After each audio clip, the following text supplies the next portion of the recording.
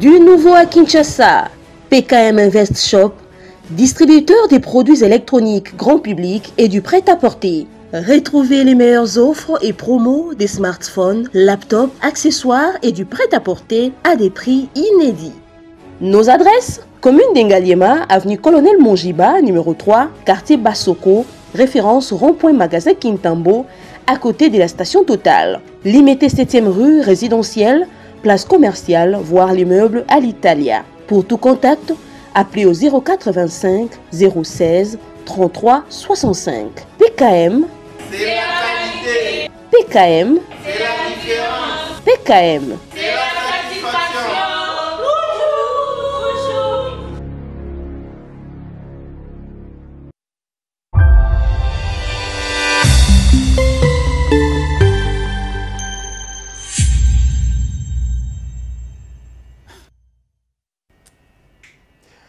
Soyez le bienvenu, fidèles téléspectateurs. Nous vous disons merci, chers Congolais. Vous avez l'habitude de suivre cette émission au centre sur 10e rue Télévision, le temple de la démocratie, et dans plus de 15 chaînes qui nous prend en relais. BRT Télévision, Centrale Télévision, One Way, autant de chaînes. C'est votre magazine. Vous êtes également connecté sur notre chaîne YouTube au Centre TV. Comme d'habitude, laissez vos commentaires parce que vous étiez très nombreux à me demander que nous puissions recevoir pour vous un jeune que vous aimez beaucoup, une tête bien faite de l'opposition. Lui s'appelle Maître Rodrigue Ramazani. Il est secrétaire général d'un grand parti politique, d'un président intelligent, président Deli Issesanga. Il est ici avec nous. Maître Rodrigue Ramazani, soyez le bienvenu. Heureux d'être là pour la première fois dans cette nouvelle adresse où j'ai pas eu l'opportunité de passer depuis un bon moment. Heureux de rencontrer les Congolais qui vous suivent, vos téléspectateurs avec qui nous allons passer le message du parti en vol sur certains sujets d'actualité.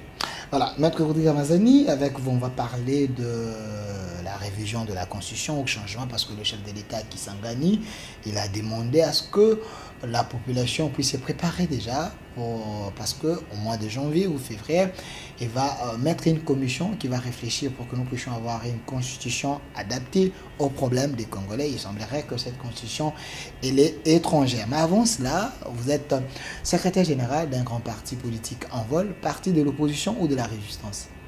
De l'opposition politique. De l'opposition politique. Mais quand j'ai annoncé que je vous reçois, quelqu'un m'a dit, Ramazani, un jeune traître, jeune des coups d'État, au sein de votre parti politique en vol, vous avez utilisé la politique de haute-toi que j'ai minette. Pourquoi? Je n'ai pas compris le sens de la question. Vous êtes secrétaire général, vous avez remplacé une autre personne parce que vous avez utilisé une mauvaise politique pour avoir cette chaise. Est-ce vrai? Faux et archi faux. Conformément à nos statuts, la décision de désigner ou de nommer un secrétaire général est un pouvoir discrétionnaire au président national du parti élu au congrès lors de notre dernier congrès dans la ville de Boma, dans la province du Congo central. Il a plu au président Sesanga par sa discrétion de me nommer secrétaire général afin de conduire la destinée du parti ensemble avec les comités nationaux du parti. Donc nous avons reçu cette charge qui n'est pas la moindre, avec beaucoup d'humilité. Et encore que lors de passation de pouvoir entre moi et mon prédécesseur, que je salue d'ailleurs, l'ancien secrétaire général Nzakou Nandoussi, avec qui nous partageons de très bonnes relations, il est resté cadre du parti. Et certainement qu'il y aura d'autres responsabilités. Et nous avons besoin évidemment de son expérience, de l'expérience de toute son équipe, qui aidera évidemment ce nouveau comité national à porter les flambeaux du parti, à continuer à militer, enfin de fédérer les différentes forces autour de ce grand projet que nous cessons de présenter aux Congolais, la refondation du Congo, pour préparer évidemment l'avenir de notre pays. Donc il n'y a pas eu de coup d'État parce qu'il s'agit d'une décision unipersonnelle liée par une discrétion personnelle du premier de tout cadre d'envol, donc le président Deli Issesanga. Rodrigue Ramazani, vous êtes un politicien, moi j'essaie de finir. Vous avez eu ces postes parce que le chef a pensé vous récompenser par rapport à votre ténacité et non parce que vous l'avez mérité. Parce que vous êtes le petit préféré du président, selon ce qu'on m'a dit. Vous pensez que vous avez mérité avoir ce poste? Écoutez, mérite ou pas, ce qui est sûr est que cela ne dépendait pas de moi. Cela dépendait... Non, vous-même consciemment, est-ce que... Cela dépendait... Ouais. Écoutez, moi je ne veux pas ici tomber dans le triomphalisme, je ne veux pas tomber dans l'autosatisfaction. La seule satisfaction qui pourra m'habiter, ça sera au moment où, ensemble avec l'équipe du comité national que nous sommes, nous allons évaluer l'action que nous allons mener pour le compte du parti. C'est ce qui importe aujourd'hui. Le travail que nous allons mener, c'est un travail d'équipe. Ce n'est pas seulement un travail de Rodrigue Ramazani. Rodrigue Ramazani est secrétaire général pour conduire une équipe, mais cette équipe est bourrée de personnes intelligentes et talentueuses qui pourront bien mener ces actions. Et c'est à ce moment-là, quand viendra le moment où nous allons évaluer les actions que nous devons mener dans le cadre de notre mandat, que nous pourrons être satisfaits ou pas. Maintenant, je suis le préféré, je ne suis pas le préféré, je n'en sais rien. C'est une récompense par rapport à votre ténacité. Tout ce que moi je sais. Et non parce que vous l'avez mérité. Je n'en sais rien. Je viens de vous dire ici que c'était une décision discrétionnaire du président national. Mais vous-même, quand vous a nommé, est-ce que vous vous êtes dit que c'est un fardeau, je peux le faire, ou ça vous dépasse? Écoutez, je ne veux pas tomber dans l'autosatisfaction. Sentez-vous à l'aise? Je suis très à l'aise. Apparemment, vous êtes un peu... Je suis très à l'aise. Agité quand je pose ces questions. Même pas. Je suis très à l'aise. Je ne veux pas tomber en fait dans l'autosatisfaction parce que nous venons de commencer un travail ensemble avec le comité national nommé par le président national. Tous nous avions bénéficié de sa confiance. C'est une équipe de 14 personnes.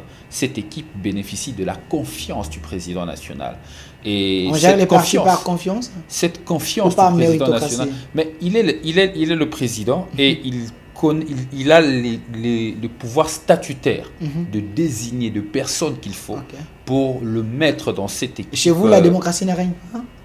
Écoutez, au comité national, la démocratie règne parce que nous étions l'année passée au Congrès où nous avions élu un président national qui est la personne d'Élie Sesanga, qui est élu président national. Donc il y a eu une démocratie, il y a eu un choix. Maintenant, du point de vue statutaire, nos statuts lui donnent le droit de nommer le membre du comité national, à l'occurrence le secrétaire général. Donc, il ne s'agit pas d'une démocratie à titre d'élection. Il s'agit d'une désignation du président national. Le droit de veto. Il a le droit de choisir les membres qui doivent composer son équipe. Donc, vous confirmez ici qu'il vous a récompensé par votre loyauté et non parce que vous l'avez mérité. Merci. Merci, M. Ramazani. Est-ce qu'on peut passer? Ce n'est pas ce que moi j'ai dit. Mais vous avez dit qu'il a tout le pouvoir de décider. Mais oui. Donc vous ne l'avez pas mérité parce que vous êtes loyal. Vous êtes loyal. Mériter la question. La personne qui peut répondre à cette question, si j'ai mérité, pourquoi il m'a choisi, pourquoi il a choisi Rodrigue Ramazani comme secrétaire général, pourquoi il a choisi d'autres membres du comité national pour conduire l'avenir du parti, la réponse viendra de lui parce qu'il s'agit de son pouvoir discrétionnaire. Merci M. Rodrigue Ramazani. J'ai fait que poser les questions de cadres et membres de l'envol. Il n'y a pas pour de votre problème, information. M. Rodrigue Ramazani, question de curiosité. Vous avez fait l'état de lieu de votre parti. Certaines personnes de l'opposition, quand vous a nommé, ils ont dit votre parti est un parti mallette. Vous êtes ici à Kinshasa. Et vous, comme secrétaire général, est-ce une réalité ou un mensonge? Je préfère répondre de manière factuelle. L'Envol est parmi le seul parti, lors de la dernière élection, qui a présenté une liste de candidats qui a été déclarée, vous le savez, recevable, ayant respecté les seuils de recevabilité de présentation de candidature sur l'ensemble du territoire national. Déjà sur ce fait, vous ne pouvez pas dire que l'Envol est un parti mallette parce que l'Envol a présenté des candidats sur l'ensemble du territoire national et sa liste était déclarée recevable. Alors que vous le savez, que plusieurs, pour y aller à ces élections, pour présenter des listes, ils étaient obligés de se mettre dans des regroupements politiques. Donc nous sommes parmi les rares partis politiques 2 élections passées, qui a présenté une liste de candidats et que cette liste était déclarée recevable. Rien que par ce fait, on ne peut pas dire que l'Envol est un parti mallette. Deuxième fait, l'Envol avant les élections, l'Envol avait fait une tournée, notre première tournée de la refondation du Congo. Nous l'avions fait en 3 phases. Nous avons sillonné les différentes provinces de la République où nos cadres et militants ont reçu les candidats présidents que nous portons, Délice et Sang à son temps, pour présenter notre projet de la refondation du Congo lors de la pré-campagne. Nous étions reçus dans plusieurs provinces. Rien que par ce deuxième fait, là on ne peut pas dire que l'Envol est un parti mallette. Les partis mallettes, ils se connaissent. Le parti mallette, où ils sont, c'est côtoient. L'Envol est un parti structuré, organisé, et loin de nous être un parti mallette. Comment être un parti mallette alors que nous portons un projet? Le meilleur projet que le Congo n'a jamais connu, c'est le projet de la refondation du Congo. Donc ce n'est pas de l'Envol que vous parlez, c'est un autre parti politique. Merci. Je suis factuel. Merci. Merci. APJ au peuple. DJG, cette émission est en direct sur notre chaîne YouTube, au Centre TV, et dans plusieurs chaînes qui nous accompagnent. Je savais que j'allais vous mettre devant cet exercice-là. On m'a lancé un défi de vous poser cette question et le peuple va vous juger comme secrétaire général de l'Envol. Vous reconnaissez ces logos? C'est le logo de mon parti. On peut avoir l'explication de ces logos. Éléphant, ainsi de suite. Comme secrétaire général. Éléphant, symbole de la résistance. Le rameau symbole, le rameau et la machette, la persévérance dans la lutte. Tous unis pour le progrès, c'est notre devise. Et voilà. C'est votre explication ou c'est l'explication? C'est l'explication statutaire. Je vais terminer ma question. Oui. C'est votre improvisation ou c'est l'explication du parti? Parce que le président Sessanga est en train de vous suivre. Oui. Vous pensez qu'il est d'accord avec ce que vous avez dit? Bien sûr, parce que c'est le statut qui l'a dit. Merci. Passons à autre chose, Rodrigue Ramazani. Vous êtes dans l'opposition, l'Envol, le parti de l'opposition, mais certains opposants pensent que vous êtes ni chaud ni froid. Pensez-vous qu'on peut vous aligner au même titre avec Ensemble, LGD, SID, ou vous faites une opposition républicaine ou radicale? Nous faisons l'opposition et nous sommes dans l'opposition extra-institutionnelle. Et l'Envol aujourd'hui porte les combats de la liberté, les combats de la protection de notre démocratie contre les tentatives du pouvoir qui veut torpiller notre démocratie en donnant un coup de canif à la Constitution. Nous sommes un parti de l'opposition extra-parlementaire conformément à la loi portant statut de l'opposition. Donc l'opposition radicale et républicaine n'existe pas? Écoutez, je vous parle de l'opposition. Nous faisons l'opposition et l'opposition est soit institutionnelle ou extra-institutionnelle. C'est ça la loi. Je ne peux pas aller outre mesure. Monsieur Rodrigue Ramazani. Vous connaissez la loi Sessanga, la loi portant statut de l'opposition? Monsieur Rodrigue Ramazani, et je vous rappelle qu'Engwa Dondo à l'époque disait, avec son regroupement, ils étaient dans l'opposition républicaine. Donc vous les défiez que l'opposition républicaine n'existe pas? Lorsque vous faites allusion... moi, je n'ai pas dit que l'opposition républicaine... L'opposition républicaine est un contexte qui dit que l'opposition fait son combat en conformité avec les lois de la République. Et moi, je vous dis que l'opposition a une définition et l'opposition a des compartiments. Nous avons 2 compartiments dans l'opposition. Il y a l'opposition institutionnelle, mais il y a l'opposition extra-institutionnelle et l'Envol est dans l'opposition extra-institutionnelle. Vous ne faites pas la même opposition avec SID, LGD et l'Ensemble Blanc? Écoutez, vous parlez au secrétaire général d'Envol. Je vous ai posé une question. Vous parlez au secrétaire général d'Envol. Vous avez la température quand même de la situation politique du pays. Moi, secrétaire général d'Envol, je ne sais répondre aux questions relevant d'autres partis politiques dont je connais ni les motivations, ni les raisons d'être. Moi, je vous parle d'Envol. L'Envol, mon parti, est un parti de l'opposition extra-parlementaire. Monsieur Asunda, je peux avoir la photo où le président Sessanga était avec Matata Pogno, Martin Fayoulou et les autres. J'aimerais bien avoir cette photo ici. Comme ça, nous allons éclairer l'opinion parce que les publics vous a réclamé. On aimerait quand même vous identifier et savoir ce que vous faites. Là, c'était quelle forme de l'opposition? Parce que je vois 4 leaders de l'opposition. Martin Fayulu, président Matata Pogno, Délice Sanga et Moïse Katumbi. Vous tous, vous êtes dans l'opposition. Ici, c'était quelle opposition? Écoutez, nous sommes dans le cadre d'une mise en commun de force. À l'époque, c'était pour réclamer évidemment l'audit du fichier électoral. Les 4 leaders se sont mis ensemble pour que les élections soient organisées dans de meilleures conditions. C'était quel type d'opposition, M. Ramazani? Rassurer la transparence. C'était quel type d'opposition ici avec 4 leaders de l'opposition? Vous menez le même combat, vous faisiez la même opposition, ou à cette époque, Sesanga faisait toujours l'opposition extra-parlementaire? Non, à l'époque, Délice Sanga est député national, député de l'Envol. L'Envol avait présenté des listes. Faudrait pas confondre, en fait. Vous allez amener la population dans une confusion. C'est important. C'est important parce que on vous traite comme des caméléons, vous l'Envol. Vous soufflez les chaud et le froid. Mais vous me laissez répondre. Parlez. C'est 2 périodes distinctes. Attention, il ne faut pas mélanger, il ne faut pas vous entremêler les pinceaux. 2 périodes distinctes. Ici, nous sommes avant les élections de 2023, où les 4 leaders se sont réunis en vue de mener certaines actions pour que les élections de 2023 soient crédibles, transparentes et apaisées. Et dans cet élan, on demandait à l'époque l'audit du fichier électoral, vous vous souviendrez. Et l'Envol, à l'époque, avait un député à l'Assemblée nationale, et c'était Délice Sanga. Donc nous étions dans une opposition parlementaire. Ça va de soi que ça soit une opposition institutionnelle. Et aujourd'hui, nous n'avons pas de députés, nous sommes dans une opposition extra-institutionnelle. Donc ce n'est pas à mélanger, sinon vous entremêlez les personnes, vous confondez tout. Donc si je vous comprends bien, SID n'était pas aligné pour les élections des députés, donc vous êtes dans la même opposition avec SID. Parce que vous n'avez pas de députés.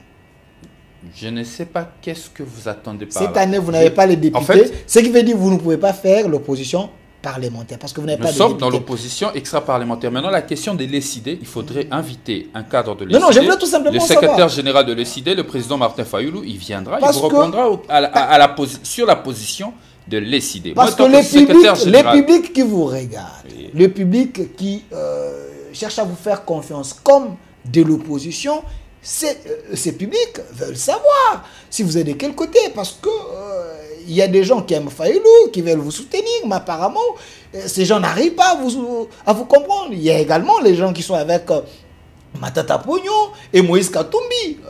Ils ne savent pas, vous êtes de quel côté.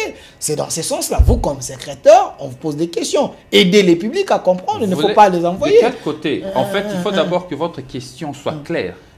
À des questions claires, de réponses sont claires. Vous dites, vous avez dit ceci. Vous avez dit ceci. Parce qu'il y a beaucoup d'ambiguïté dans ce que vous posez comme question. Est-ce que je peux apaiser au peuple de juger s'il y a des ambiguïtés ou c'est vous qui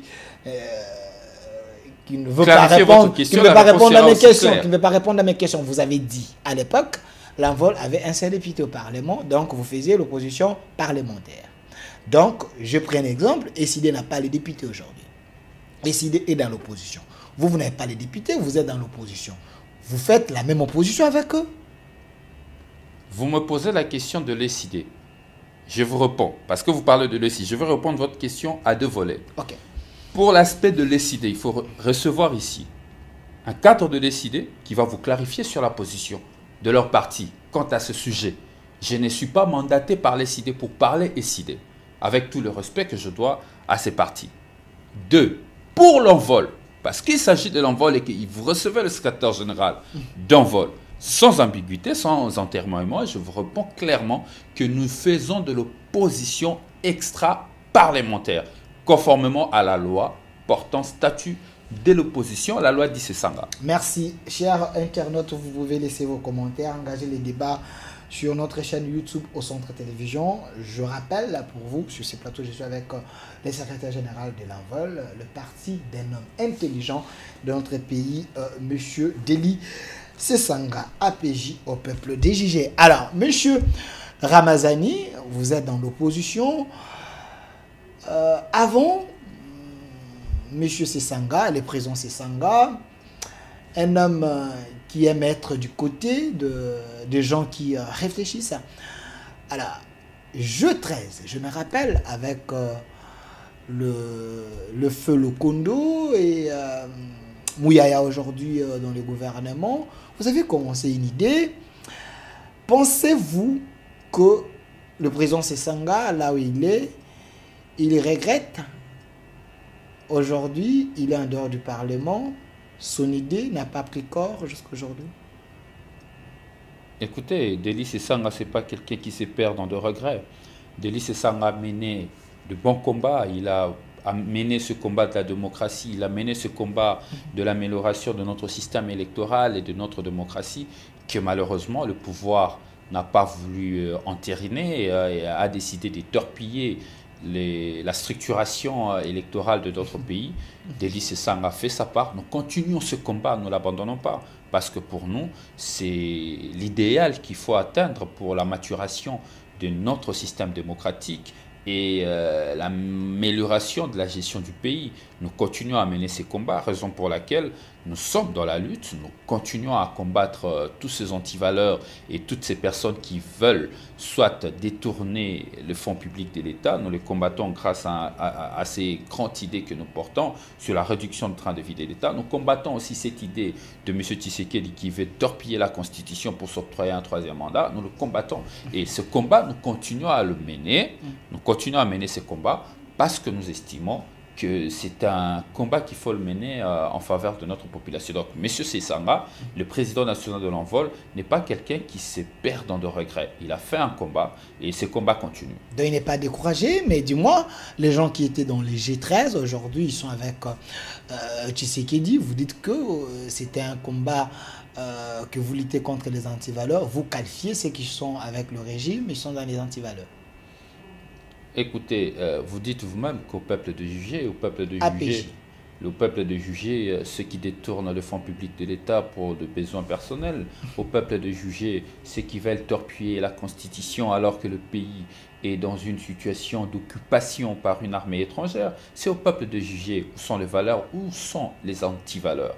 Et moi, je porte aucun jugement sur qui que ce soit, mais moi, je vous dis que mon parti porte des valeurs. Parmi les valeurs que nous portons, c'est la démocratie. Les valeurs que nous portons, c'est la gestion c'est la bonne gouvernance. Les valeurs que nous portons, c'est la lutte contre l'ignorance, la corruption et la pauvreté. Parmi les 13, aujourd'hui, Sesanga, il reste avec combien de personnes? Écoutez, G13, c'était une coalition de personnalités politiques.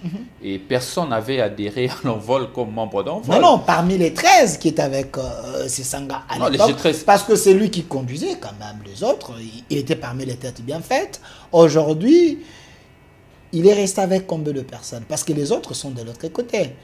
Il est resté avec combien de personnes? Parce que vous avez dit qu'il continue les combats. Ben, écoutez, je ne sais pas quand vous dites... Parmi les personnalités dont vous parlez. Mais le G13 n'existe plus. Quand vous posez cette question... Parce que lui continue les combats avec qui? Avec l'Envol, bien sûr. Avec l'Envol. Donc, les 12 autres, ils ont choisi... Non, écoutez, Delphin, soyez clair avec le public. Non, Delphin, il ne faudrait pas vous-même vous mener dans des bateaux, des confusions, vous risquez de vous perdre. Je fais que poser des questions. Le G13 était une coalition, était une coalition de personnalités politiques autour de ils ne sont pas tous morts, je vous rappelle. De certaines valeurs. Ces combats étaient menés. Ces combats, aujourd'hui, nous avons... Il y a eu organisation des élections en 2023. Le G13 n'existe plus depuis un bon moment. Donc, revenir sur cette question pour me demander si Delis Sesanga reste avec qui, je ne sais pas vous répondre parce que le G13 en soi n'existe plus. Apparemment, les autres pensent que c'est lui qui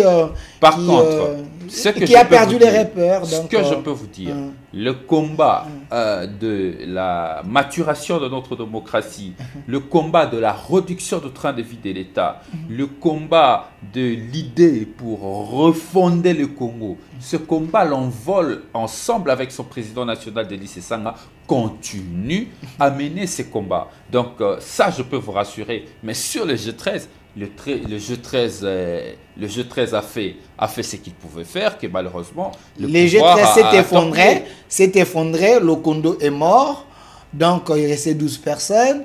Dans les 12, Sesanga mène les combats seul. Les autres, ils sont de l'autre côté. Non, le G13 n'était pas un regroupement politique. Le jeu 13, c'était deux personnalités politiques qui se sont rencontrées, soucieux de l'avenir du pays, notamment sur la question de la démocratie, des élections. Ils se sont mis ensemble en vue de concilier les vues pour avoir une idée maîtresse sur les réformes à mener pour avoir un processus électoral crédible. C'était ça le jeu 13. Aujourd'hui, nous sommes après les élections. Cette question sur le jeu 13 est une question en principe dépassée. Qui ne pouvait même pas venir parce que vous le savez que les objectifs du G13, le G13 a fait ce qu'il pouvait faire et que ces objectifs se sont arrêtés là où se sont arrêtés, mais la vie politique pour l'envol et ses sangs continue. APJ au peuple de Gigé, je comprends que Rodi Ramazani il défend juste son parti politique, mais le peuple a aussi un autre jugement. Monsieur Ramazani, avant de parler de notre sujet, qui est l'actualité liée au changement de la Constitution, la révision constitutionnelle, mais quand même, vous n'allez pas nous empêcher de faire un saut dans les passés. C'est important, vous soutenez Lady Sesanga, il a un parcours politique. Sesanga a commencé un combat, refondation du Congo. Selon lui, il fallait refaire le Congo, donner des institutions meilleures, que le pays ait une force représentative, partout qu'on sente l'autorité de l'État. Est-ce le cas aujourd'hui avec le régime Tshisekedi? Sesanga est satisfait? Comment être satisfait lorsque chaque jour on se réveille et l'on constate que la situation sociale se dégrade de plus en plus? Et chaque jour qu'on se réveille, on apprend de plusieurs rapports que nous comptabilisons près de 7 millions de déplacés internes. Comment être satisfait au moment où les élèves, depuis la rentrée scolaire dans les écoles publiques, ne partent pas à l'école? Ces élèves sont à la maison parce que les enseignants ont décidé de ne plus toucher la craie. Donc l'envol d'Ely Sesanga ne peut pas être satisfait parce qu'aujourd'hui, les Congolais croupissent dans la misère et le pays est dans une situation décadente. Monsieur Ramazani, j'ai l'impression que vous êtes trop enclavé, seulement ici en République démocratique du Congo. La situation est mondiale, selon les gens du régime. Même dans les pays limitrophes ici, la souffrance existe, la vie est chère. Mais pourquoi vous pensez que le Congo c'est l'enfer? Ailleurs, les élèves aussi ne partent pas à l'école. Ailleurs, comptabilisent-ils près de 7 millions de déplacés internes? Ailleurs, est-ce qu'ils sont-ils assiégés par une armée étrangère? Est-ce que la situation est autant délétère qu'ici au Congo? Écoutez, la comparaison n'étant pas raison, ce sont des exemples qu'il ne faudrait même pas mener. La responsabilité de conduire la vie de la nation au quotidien revient au pouvoir Tshisekedi parce que ce sont eux qui, même de fait, sont dans la conduite des affaires publiques. Donc, pour nous, nous disons, ceux qui sont au pouvoir aujourd'hui ont des idées ailleurs, alors que la priorité pour notre peuple est aussi ailleurs. Ceux qui gouvernent aujourd'hui, les Congos ne méritent pas ces dirigeants actuels. Le Congo ne mérite pas les dirigeants actuels avec autant de prouesses. Vous pensez que le régime Tshisekedi n'a rien fait depuis que Tshisekedi est au pouvoir? Ça fait déjà 6 ans. On nous dit quand même Tshisekedi a fait quelque chose. Si vous faites l'opposition extra-parlementaire, mais vous restez quand même des patriotes. Ce qui est bien fait, vous devez quand même le dire. Qu'est-ce que vous pouvez féliciter par rapport aux prouesses du régime? Est-ce qu'il y a quelque chose qui vous a plu? Écoutez, moi, en toute rationalité, je ne peux pas me mettre ici pour dire que quelqu'un qui a la signature, qui a le moyen de l'État à sa disposition, n'a rien fait. Ok. Écoutez, même Joseph Kabila, que l'on a combattu, avait fait quelque chose. Monsieur Tshisekedi, qui arrive au pouvoir, il fait quelque chose. Il a organisé une très grande cérémonie de la francophonie ici, avec des jets de lumière au stade de Martyrs. Ça nous a tous éblouis. Il a quand même fait quelque chose. Donc c'est parmi ses actifs, ces jeux de la francophonie, le fait d'artifice que l'on a vu en spectacle à la francophonie, bien qu'au fini, c'est toujours cette saga de détournement qui s'ensuit. M. Tshisekedi fait quelque chose, c'est vrai, il fait quelque chose parce qu'il a la signature, il signe des ordonnances, il nomme des gouvernements, il octroie des avantages à des personnes proches, il nomme à l'ANER, il fait quelque chose. Mais la question, ce n'est pas de faire quelque chose. La question, c'est de poser, lorsqu'on parle de la gestion d'un État ou la gestion en général, on se pose souvent la question de savoir quels sont les moyens à la disposition. Les moyens qu'on a mis à disposition et quel est le travail qui a été fait. Lorsque vous allez, par exemple, je vous parle de la route Kalambambouji, plus de 200 millions de dollars déboursés, et jusqu'à aujourd'hui, les travaux, après plus de 2 ans, rien n'est fait. Ça veut dire... Vous n'avez pas vu le ministre des Travaux publics, Alexis Sarro, là-bas, en train de faire un pont et essayer un peu de faire des choses? Je parle de la route Kalambambouji, c'est la route qui relie la province du Kasaï central et la frontière angolaise. Mais Alexis Sarro a dit quand même il est en train de... Mais je vous dis que ce projet devait être achevé il y a plus de 2 ans passés. Moi, j'y étais l'année passée et je peux vous dire que c'est catastrophique, c'est que ce peuple vit là-bas. La situation, elle est difficile. Vous savez, par moments, de personnes qui se limitent entre Kinshasa, entre le centre-ville de Gombe, aéroport de Njili et Kitsuka-Pompage parce que pensent que c'est le Congo. Moi, j'ai eu le temps d'aller dans la province de la Mongala pour constater jusqu'à Bumba pour voir dans quelles conditions nos compatriotes vivent. Moi, j'ai vu un Congolais mourir pendant la période de cette grande tournée de la refondation du Congo, mourir parce qu'il manquait de l'aspirine. Il a tellement fait de la fièvre qu'il a succombé de sa fièvre, faute de soins. Et lorsqu'ici, on vous parle du programme de 145 territoires avec PDL 145 hectares. On vous en parle avec pompe. Je vous dis, les résultats sont catastrophiques. Mais c'est une réalité, c'est ce programme qui a même conduit à ce que Mme Soumilon soit aujourd'hui Première ministre, parce qu'il y a eu des prouesses dans ces programmes, dans plusieurs territoires. Lorsque vous avez des résultats à moins de 50%, alors que plus de la moitié de fonds ont été décaissés, ce n'est pas une réussite, c'est un échec. Le problème aujourd'hui, nous Congolais, nous avons perdu l'exigence dans la conduite des questions publiques. Nous avons comme l'impression que la question publique appartient aux autres. Les questions de développement, c'est pour les autres et pas pour nous-mêmes.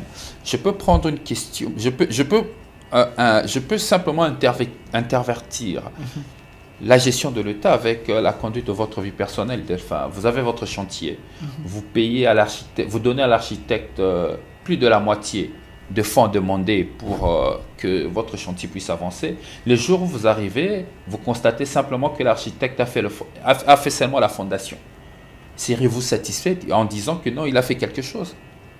Vous allez vous fâcher, vous allez tonner, parce que le moyen déboursé devait permettre à ce que ce chantier puisse avancer à un certain niveau. C'est le cas notamment de différents programmes conduits par le pouvoir Tshisekedi.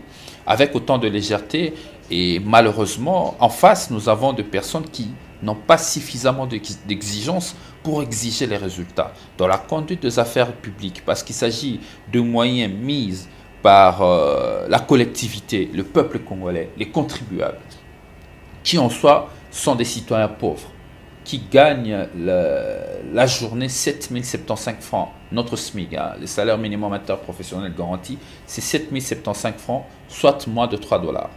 3 dollars par jour. Mais ils sont obligés de contribuer dans l'effort collectif. Cet effort collectif, lorsqu'on met l'argent à disposition du gouvernement, le gouvernement Tshisekedi passe son temps à dilapider et à détourner le moyen de l'État pour qu'à la fin de compte, on vienne dire qu'il a fait quelque chose. Quand vous parlez de détournement, il ne faut pas être alarmiste, il faut aussi prouver qu'il y a des détournements dans tel secteur, parce qu'il semble que c'est un discours de l'opposition, mais quand même, c'est qu'il y a affaire de prouesse aujourd'hui. Les soldats, ils sont bien, ils touchent leur solde comme il faut. Aujourd'hui, vous voyez les services nationaux qui donnent le maïs dans les camps, à des prix vraiment médiocres.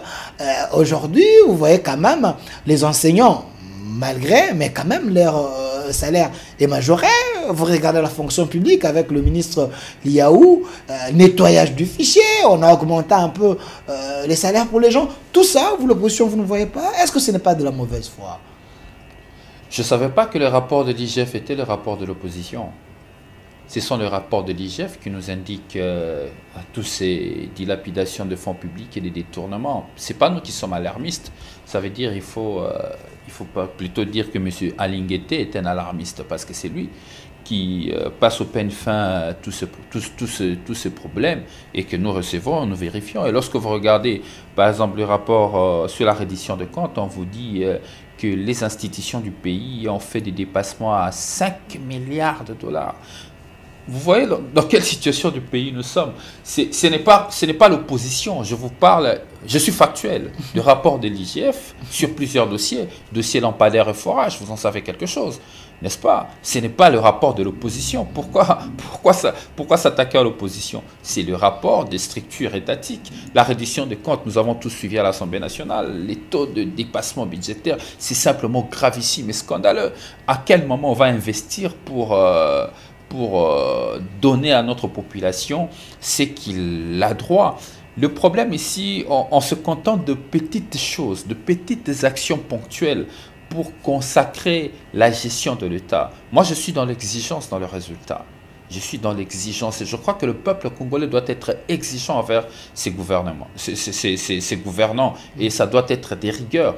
Donc, je ne suis pas alarmiste, je suis dans de faits. Quand je parle de la route Kalamba-Mbouji, ce n'est pas moi qui l'ai dit. Il y a des rapports qui existent. Plus de 200 millions de dollars décaissés et jusqu'à aujourd'hui, cette route n'a pas connu des débuts de travaux. Monsieur Ramazani, je ne veux pas que vous puissiez désorienter l'opinion. Je suis journaliste et j'ai quand même certaines informations. Quand vous parlez de l'UGF, Inspection Générale de Finances, l'UGF fait son travail. Mais ce n'est pas la première fois que l'UGF fasse un rapport et devant la justice, après les enquêtes, on libère les gens. Donc, c'est un travail, l'UGF fait sa part. Et de l'autre côté, s'il y a un travail plus fouiné, il y a aussi notre résultat. Et si vous dites qu'il y a le dépassement budgétaire, vous êtes un légaliste, vous êtes un homme de droit. Le dépassement budgétaire, ce n'est pas un péché institutionnel, c'est aussi prévu dans la loi. L'urgence est partout. S'il y a dépassement, ce n'est pas le péché des Caïens quand même.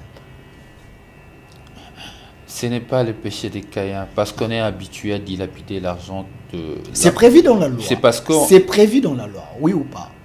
Écoutez, mais c'est à quel taux que c'est prévu? Lorsque vous êtes à plus de 500% de dépassement budgétaire, vous êtes dans la mégestion. Vous n'êtes pas dans autre chose, c'est de la mégestion. Selon vous, c'est de la mégestion. Selon la loi. Selon vous, selon la loi. Parce que si c'est justifié, c'est la mégestion. Tout gestionnaire averti vous dira qu'il s'agit d'une mégestion lorsque vous êtes à plus de 500% de dépassement budgétaire. C'est inacceptable. Lorsque les institutions au deuxième semestre de l'année, comme c'était le cas l'année passée, au deuxième semestre de l'année, toutes les institutions de la République étaient déjà à fin. Ils avaient épuisé les crédits budgétaires leur alloués. Ça, c'est de la mégestion, ce n'est rien d'autre. Ce sont des appétits. Les urgences sont partout. La RDC, c'est un pays grand. Les urgences sont partout. Si ces dépassements est justifié, donc je ne vois pas la mégestion. À moins que ça ne soit pas justifié. Monsieur Ramazani, êtes-vous d'accord avec moi? Le budget est annuel. Ok. Le budget annuel est voté pour du 1er janvier jusqu'au 31 décembre. On alloue des crédits budgétaires sur base des dépenses, bien alignés. Il y a un taux acceptable de dépenses, de dépassement, mais lorsque vous êtes à 500% de dépassement, ce n'est plus, j'insiste, ce n'est plus de la gestion, c'est de la mégestion. C'est très mal géré, c'est mal géré. C'est vos mots et vos termes à vous. Je ne veux pas que les étudiants les consomment parce qu'il faut rester légaliste. Quand vous parlez de mégestion, c'est ce qui veut dire on a fait quelque chose qui est en dehors peut-être que de la loi qui n'a pas respecté les prescrits. Si on a respecté les prescrits et si c'est justifié, donc ce n'est pas la mégestion. J'aimerais que vous puissiez mettre d'accord sur ça. Lorsqu'on gère mal les fonds qui lui sont alloués pour acheter des jeeps aux députés alors que ce n'est pas sur une ligne budgétaire, ça, là, il s'agit... Là, vous êtes dans les spéculations. Vous êtes dans les spéculations. Vous ne prouvez pas que dans un secteur, il y a eu dépassement parce qu'on avait acheté des bus, parce que. Vous êtes dans les spéculations. Je suis pas dans les spéculations. Il y a eu des rapports qui sont sortis dans ce pays. C'est pas Rodrigue Ramazani qui en parle. Hein. Ce sont deux rapports. Je suis désolé si vous lisez pas de rapports. Moi, j'ai l'habitude. J'ai lu les rapports. Parce que si vous lisez des rapports de telles questions, si vous lisez des rapports de telles questions, vous n'en parlerez moi. Alors, laissez-moi vous répondre. Je vous dis. Ok. c'est pas Rodrigue Ramazani qui l'invente. Ce sont des choses que les Congolais vivent chaque jour. On a vu des bus de l'État qui ont été achetés à 100 et quelques mille dollars, un bus. 100 et quelques mille dollars, un bus IAS. C'est pas Rodrigue Ramazani. Est-ce que ça, c'est pas de la mégestion?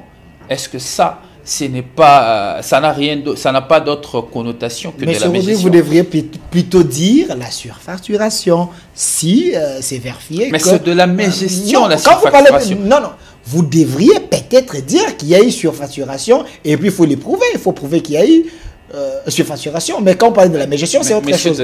Il faut être. Monsieur Delphin. Je suis jaloux, très jaloux de concepts et de mots en français. Monsieur Delphin. Je vous parle de dépassement budgétaire. Qu'est-ce qui a occasionné ces dépassements budgétaires? Parce qu'à la fin de compte, la reddition de comptes nous démontre que les institutions de la République ont fait des dépassements budgétaires. Et ce sont ces surfacturations qui constituent ces dépassements budgétaires. S'il y a surfacturation, mais si ce n'est pas prouvé. Mais comment... Si ce n'est pas prouvé, écoutez, vous êtes dans le si, hein, moi je suis dans le factuel. Et vous, si vous ne confirmez pas? Vous êtes dans le si. Moi je vous parle de rapport. Non, quand vous parlez de la mégestion, vous parle de il y a un rapport, je suis là pas on a l'auteur. écrit, il y a eu mégestion. Je vous ai parlé de la reddition de comptes. Est-ce que c'est moi qui suis rédacteur de la reddition de comptes? Nous avons tous suivi les débats au Parlement. Je ne sais pas si vous l'avez suivi. Moi, je l'ai suivi. Je l'ai suivi. Vous l'avez suivi comme... Je suis journaliste. Donc, quand même. Ce n'est pas moi qui le mentionne ainsi. Mais lorsque l'on constate que les institutions sont dans des dépassements de plus de 500%, alors que nous avons tous suivi des dossiers de surfacturation, il y a mes gestions. Merci. Monsieur Rodrigue Ramazani, APJ au peuple du juge, je ne vais pas aller avec vous dans ces débats-là. La population a compris. J'aimerais que nous puissions aborder notre question plus pertinente. Monsieur Rodrigue, Sisanga, président Sisanga, avait commencé un combat. Il y a eu les articles que l'envol avait ciblés, qu'il fallait nécessairement les changer. Est-ce que ce débat est toujours d'actualité au sein de l'envol? Oui. Nous avions lancé, je crois en 2019, après notre premier bureau politique, Tenio Centre-Nganda, l'envol avait lancé une proposition de révision constitutionnelle que nous avions portée par voie pétitionnaire. Nous avons collecté les signatures à travers le pays, plus de 100 000 signatures, et ce projet était déposé en 2020, novembre 2020, à l'Assemblée nationale. Et en 2022, ce projet était aligné lors du calendrier de la session de mars 2022 pour débat. Et après analyse, on a constaté que le pays était assiégé par l'armée rwandaise. Suivant le rapport du gouvernement, Denis Sesang a pris ses responsabilités du haut de la tribune de l'Assemblée nationale pour demander la suspension de ce débat parce que le pays était assiégé par l'armée rwandaise et que le pays était aussi sous état de siège. Raison pour laquelle ce projet que nous avons porté jusqu'aujourd'hui n'a pas connu de fin parce qu'on a trouvé qu'il était abject pour nous de porter ces combats de la révision constitutionnelle alors qu'une partie de notre territoire était occupée par une armée étrangère, à l'occurrence l'armée rwandaise. Alors, quand vous avez sélectionné quelques articles, aujourd'hui le chef de l'État a lancé un débat sur la révision au changement de la Constitution. Il a pensé mettre une équipe qui va prendre chaque tête bien faite de la nation pour que nous puissions réfléchir enfin, que nous puissions douter à la RDC une nouvelle constitution qui s'adapte à nos problèmes. Est-ce l'envol est partant à ces débats? Est-ce l'envol peut apporter sa contribution? Déjà, il faut rappeler deux choses. Il y a la révision constitutionnelle, il y a le changement de la Constitution. La révision constitutionnelle, c'est ce que l'envol avait proposé en 2019. Le pays, à ce moment-là, n'était pas assiégé par l'armée rwandaise. Arrivé en 2020, la situation a changé. Et arrivé en 2022, la situation a changé. Le pays était assiégé. Le pays est jusqu'aujourd'hui assiégé par l'armée rwandaise. Raison pour laquelle je souligne que notre projet de la révision constitutionnelle n'avait pas abouti. Nous-mêmes, l'envol, on avait demandé la suspension de ce débat parce qu'on a trouvé que c'était inapproprié de porter ces débats alors que le pays est assiégé par une armée étrangère, à l'occurrence l'armée rwandaise. La révision constitutionnelle, c'est changer quelques dispositions de la Constitution sans toucher l'article 222 qui contient des dispositions intangibles. Donnez-moi l'article 222, M. Nsonda. Notamment, le nombre et la durée du mandat ne peuvent pas faire l'objet d'une révision constitutionnelle. C'est verrouillé. L'article 222 est verrouillé? L'article 220. 220. Je parle de l'article 220 de la Constitution. C'est un article intangible. Intangible. Je parle de l'article 220 qui contient des dispositions intangibles. C'est cet article? Oui. Vous pouvez faire la lecture, que vous puissiez nous prouver là où il y a des... La forme républicaine de l'État, le principe du suffrage universel, la forme représentative du gouvernement, le nombre et la durée de mandat du président de la République, l'indépendance du pouvoir judiciaire, le pluralisme politique et syndical ne peuvent faire l'objet d'aucune révision constitutionnelle. Est formellement interdite toute révision constitutionnelle ayant pour objet ou pour effet de réduire les droits et libertés de personnes ou de réduire les prérogatives de province des entités territoriales décentralisées. L'article est tellement limpide, c'est pourquoi je parle même de notamment, parce que les débats tournent autour du mandat du président de la République. Parmi les dispositions verrouillées, le verrou, c'est aussi le nombre et la durée du mandat que l'on ne peut pas toucher. Dès lorsque l'on veut toucher au nombre de mandats du président de la République, ce n'est plus une révision constitutionnelle, c'est un changement de la Constitution. Comment ça? Parce que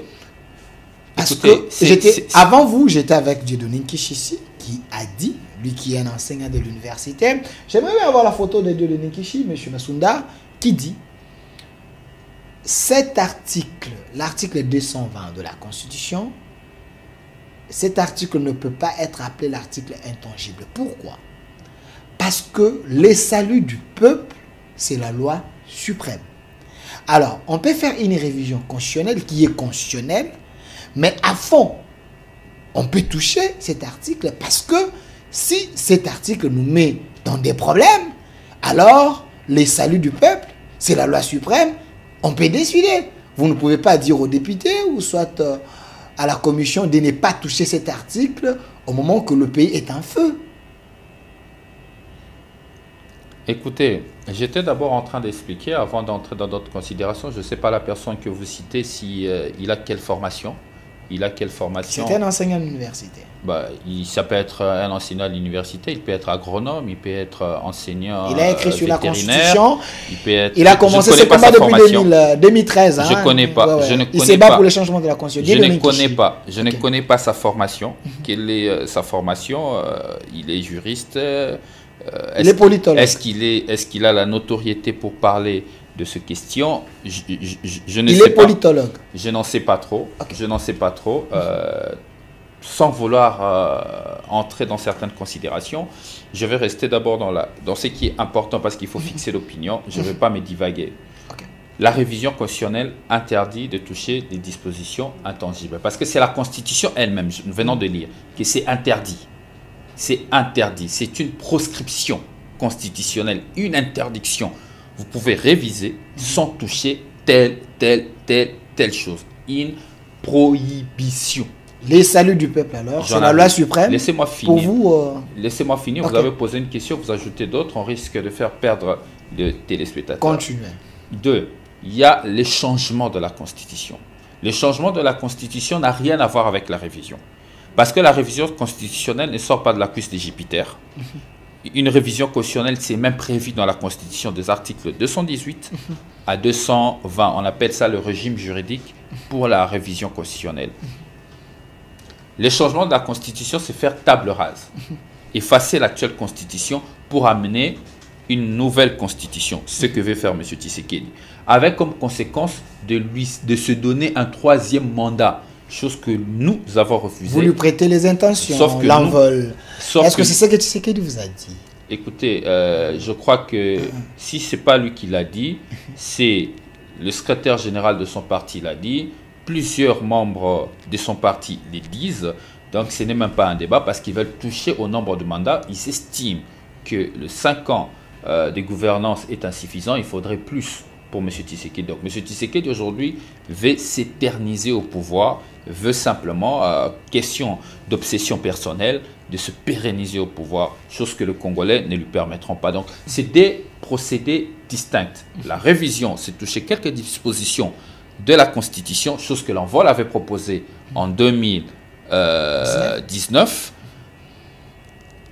Différence avec, sans toucher les dispositions intangibles, évidemment la révision, à la différence du changement qui fera tabula rasa, notamment permettra à M. Tshisekedi de se pérenniser au pouvoir. Donc c'est des choses différentes qu'il ne faut pas mélanger.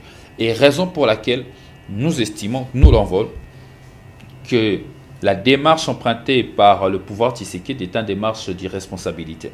Alors que le pays est dans une situation critique, alors que le pays court un danger imminent, assiégé par une armée étrangère, ce débat est nauséabond. Si vous dites que le pays est en train de courir un danger, le pays est en danger, selon le gens du pouvoir, c'est grâce à cette constitution. Parce qu'il y a les accords de l'Émirat qui sont dans cette constitution. Sur ces, il faudrait respecter cette constitution. C'est la constitution qui est dangereuse pour les pays. Donc le mieux... Non, il y a certains accords. Parce qu'avec on écoute des choses horribles. Non, il semble qu'il y a certains accords qui sont couchés dans cette constitution. Dans quelle disposition? Il semble, il faut être précis. Par exemple, si vous prenez l'article... Plus vos questions sont précises, plus mes réponses le sont. Monsieur Massoud, je peux avoir l'article 217. L'article 217 de la Constitution, on peut faire la lecture avec vous ensemble, monsieur Ramazani. J'aimerais bien que le public écoute votre son. Je pense que ça les aiderait à comprendre quelque chose. L'article 217 est là. La République démocratique du Congo peut conclure de traités ou des accords d'association ou de communauté comportant un abandon partiel de souveraineté en vue de promouvoir l'unité africaine. Alors, votre compréhension de l'article, est-ce que cet article, ce n'est pas l'acte des ventes du Congo? Les problèmes d'être dirigé par des ignorants. Écoutez. Non, retirez. Quand je suis responsable de mes propos. Il faut voir l'élégance. Je suis responsable de mes propos. Ça peut être dur, mais c'est une vérité. Mais une vérité implacable que je ne veux même pas retirer. Votre explication.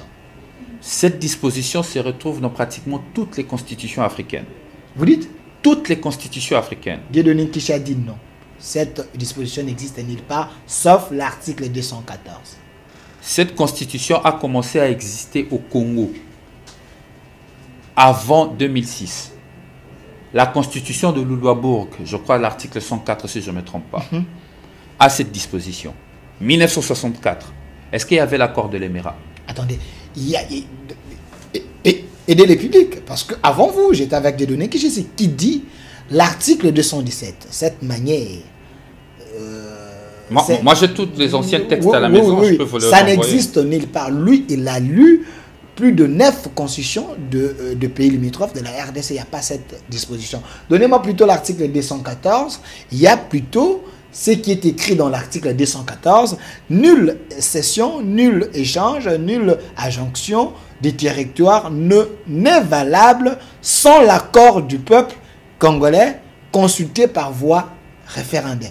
Donc, avant de céder, il faut passer par le référendum. Mais ce qui est écrit dans l'article 217, ça n'existe pas. Je ne sais pas, vous êtes un chercheur. C'est pourquoi je vous dis qu'il est dangereux de donner la parole à n'importe qui sur la place publique, de porter des opinions sur des questions aussi importantes. Ok. Il ne faudrait pas limiter... lorsqu'on ne connaît pas quelque chose, il ne faut pas dire que ça n'existe pas. Lorsque vous n'avez pas lu quelque chose, il ne faudrait pas dire que ça n'existe pas. L'article 217 n'a pas sa première existence au Congo dans la Constitution de 2006. Parce que la Constitution de 2006 en soi est la synthèse de la Constitution de Louloabourg et l'acte constitutionnel de la transition de 1992. Je crois même que 70% des dispositions de ce déconstitution, lorsque vous faites un tableau constitutionnel comparatif des dispositions, vous allez retrouver des dispositions écrites de la même manière dans la nouvelle constitution que dans les deux constitutions que je vous dis. Cette disposition 217 a existé déjà depuis 1964. De la même manière? Oui. Cette constitution aussi, cette disposition aussi a existé dans l'acte constitutionnel de la transition de 1992. Vous savez que les gens sont en train d'écrire, les gens peuvent vous contredire sur YouTube. Évidemment, engagez les débats, si réellement vous avez les éléments. Vous ne me connaissez pas aujourd'hui, je ne prends pas des positions sur la place publique sans pour autant me rassurer des évidences. Donc, si c'est ça, si c'est pour ça qu'ils veulent changer la Constitution, excusez-moi, nous sommes vraiment en train de parler d'une gouvernance des nuls. Mais non, moi, ce que j'aimerais dire aux Congolais, le vrai problème que nous avons aujourd'hui est que M. Tshisekedi n'est pas rassasié du pouvoir. Président Tshisekedi. Président Tshisekedi, ce serait. Il n'y a pas de problème, c'est le président de la République. Ça serait quand même élégant. C'est le président de la République, de la même manière que j'ai appelé M. Sessanga ici, j'ai aussi appelé M. Macron, si vous voulez. Monsieur le président de la République, M. Tshisekedi, veut s'éterniser au pouvoir dans le seul but de continuer à bénéficier des avantages de l'État alors qu'il n'a pas servi le peuple congolais. Raison pour laquelle mon parti a levé le ton. Nous avions lancé dans la section, personnellement, ensemble avec le comité national, nous avions lancé dans la section Malal, au quartier Malala, dans la commune de Makala, la campagne de sensibilisation contre le changement de la Constitution. Et cette campagne va s'intensifier.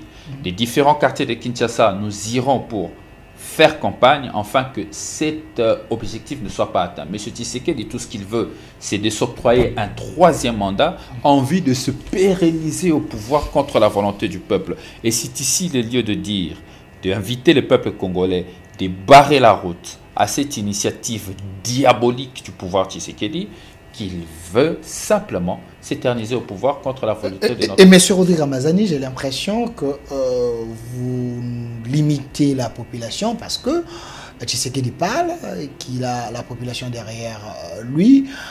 Pensez-vous que Cholé a raison et Olivier Kamitat aussi a raison parce que Cholé a dit que les préalables n'étant pas respectés, la société civile va s'élever pour barrer la route à Tshisekedi pour que Tshisekedi change la constitution. Kamitat dit la même chose, professeur Mampouya dit la même chose. Est-ce vous, l'opposition, vous pouvez faire face à l'armure ou à la population qui est derrière Tshisekedi? Parce que je vous rappelle, elle a été élue à plus de 70 quelques %. Écoutez, cette population s'est déjà battue plus d'une fois contre toutes les personnes qui ont voulu torpiller cette constitution. Je vous rappelle qu'en 2016, la population congolaise s'est levée pour dire non à M. Kabila qui voulait avoir un troisième mandat. Cette même population se lèvera contre M. Tshisekedi pour lui dire de ne pas oser changer cette constitution. Et d'ailleurs, si M. Tshisekedi persiste dans cette aventure de changer la constitution, évidemment, il verra la population sur sa route et ça sera la fin de son deuxième mandat. Pouvoir d'août, et ça va s'arrêter. Son pouvoir s'arrêtera avant même les 5 ans. C'est les intimidations de l'opposition. C'est les intimidations de l'opposition où vous avez réellement cette force parce que le président dit qu'il a une opposition à péter, ce qui veut dire une opposition très faible, une opposition des gens qui sont en train de chercher le petit billet. Donc cette opposition ne peut pas faire face en écoutant le président Tshisekedi. Je ne veux pas venir dans des débats de ragot et j'estime qu'il y a des choses... Une opposition faible, il semble. J'estime... Incapable de réunir même plus de 100 personnes. Je ne vais pas tomber. Je vais pas tomber dans un débat de caniveau autour de qui peut, qui ne peut pas. L'évidence est que si M. Tshisekedi tentait cette aventure de changer cette constitution, je peux vous rassurer que notre peuple est prêt à lui barrer la route et à arrêter son dernier et second mandat qu'il a obtenu avec un coup d'État électoral. Mais s'il pense faire un coup d'État constitutionnel, cette fois-ci, le peuple sera devant lui pour lui dire d'arrêter et de finir son mandat. Merci, Monsieur Rodrigue Ramazani. Je précise que vous êtes secrétaire général de l'Envol Parti cher au président Denis Sessanga, l'homme qui a beaucoup donné à la nation, surtout comme parlementaire. C'est un homme intelligent de la nation. Merci d'avoir répondu à notre invitation. Merci également à vous, fidèles téléspectateurs. Vous étiez très nombreux à demander à ce que nous puissions recevoir les secrétaires de l'envol. Il a répondu à toutes les questions du public. Mais le débat continue sur notre chaîne YouTube, au Centre TV et Delcast Télévision, ou dans des chaînes qui nous accompagnent. Mais laissez vos commentaires et puis abonnez-vous sur notre chaîne YouTube. Un grand merci à l'équipe qui m'a accompagné, Malco derrière la caméra. Côté régie finale, Enek et mon réalisateur, M. Massounda, la main ingénieuse, assisté par M. Amoros Indemia qui était côté la caméra robot, et côté YouTube, Rachidi, assisté par Kenny. Et notre RDC est possible. Au revoir.